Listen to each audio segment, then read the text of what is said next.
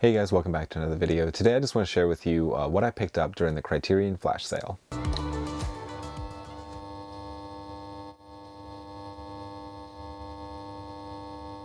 Hi guys, welcome back. Like I said, I just want to talk about the things that I got during the Criterion flash sale, as well as I want to announce my Letterboxd. This is something that I've been kind of working on here and there for this channel, and I'm very excited to announce it. So stay tuned after the collection update, and I will discuss what my Letterboxd is and kind of what I'm going to be using it for. But before I jump into those, I have a small stack of movies here that I just wanted to quickly point out of things that I picked up. So my brother actually got these for me. He was at a Goodwill and he actually FaceTimed me and asked if I needed anything, because apparently they just had a ton of movies, and there's a few things that I was actually missing within my collection. The first one being, I think he got these for like $2 a piece or something like that. It was pretty cheap, but the first was the complete series of Black Sail. So this is a Black Sails, I'm sorry. This is a show that I have not got to dive into yet, but it always looks interesting to me. There's only 4 seasons of the show, but I'm excited because I did have the first season, but I ended up just selling that off and getting, having this copy instead. But yeah, I have the complete series of Black Sail, which is fun. And then there were 2 titles actually that I saw that I definitely wanted. The first one being Halloween Kills. Now this is just the Blu-ray of the film. I know this exists on 4K, but this is a movie that I did not have in my collection. I have the Halloween 2018 remake, but I did not have the sequel to that. I saw this in the theater. I wasn't a huge fan of this one, but maybe I'll have to give it another try. But I just recently watched Halloween Ends, and so now I've seen all of them, which I still need to get Halloween Ends. But yeah, got Halloween Kills. And then this is really the one that I was really excited to get when he showed me on his phone. This is a film that I have not seen, and actually I have not bought yet, but and it's one that I almost bought on 4K, but I decided not to at the time. And this is just the Blu-ray, but I'll eventually upgrade this to 4K. But this is from Edgar Wright, and that is the film Last Night in Soho. So this is one that I wish I saw in theaters. I missed out on this, but it's one that I've been wanting to see for a while, and so I will settle for the Blu-ray right now, but I'm excited to add that to my collection. So if my brother is watching, thank you. I do appreciate it. I'm excited to add all of these to my collection. Now, as far as Criterion sale pickups, I got this very tiny box in the mail, which I wish obviously I could pick up more, but for this time around, I had a gift card, and so I was able to use that. I only picked up 3 titles, and I'm trying to fill in the gaps from spy numbers 1 to spy numbers 300. And so if you watched my goals video of 2024, one of my goals is to have every spy number from 1 to 300. And currently there was about 25-ish items that I was missing within that, that range. So I got 3 now, and I'll probably be buying the rest come this summer for during the Barnes & Noble sale. But the first one that I got is the film Scenes from a Marriage. So technically speaking, I already have this movie because I have it in the Ingmar Bergman box set, but I wanted this because it has the spy number. And so for whatever reason, this is a $25 Blu-ray. I think it might be because there's 2 different versions of the film or something on it. But yeah, this was a $25 Blu-ray during the sale.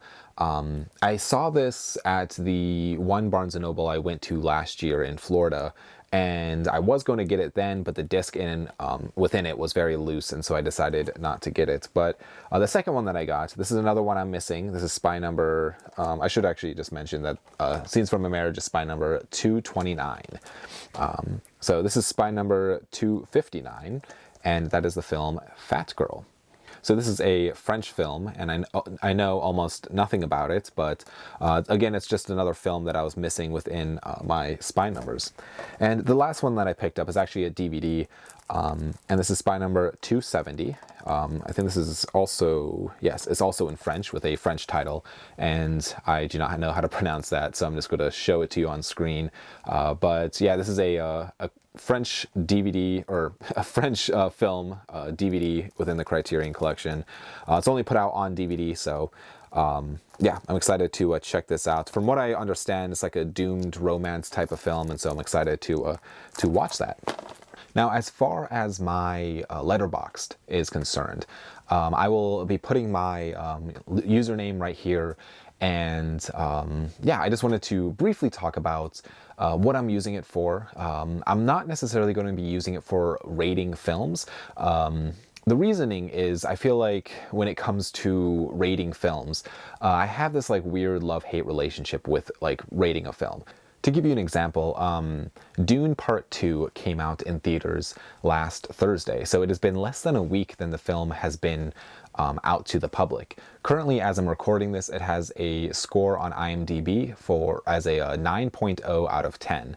That is a higher score than the film 2001: A Space Odyssey. It currently has a score of 8.3. Apocalypse Now has a score of 8.4. Full Metal Jacket has an 8.3. The Shining has an 8.4. Alien has an 8.5. Psycho has an 8.5. Good, the Bad, the Ugly has an 8.8. Films like The Godfather Part 2 has a 9.0. So essentially, when it comes to rating a film, I feel like with the hype of a film right when it comes out, the rating shoots through the roof. Everybody thinks it's the greatest film ever. And I feel like that can persuade someone's viewing experience.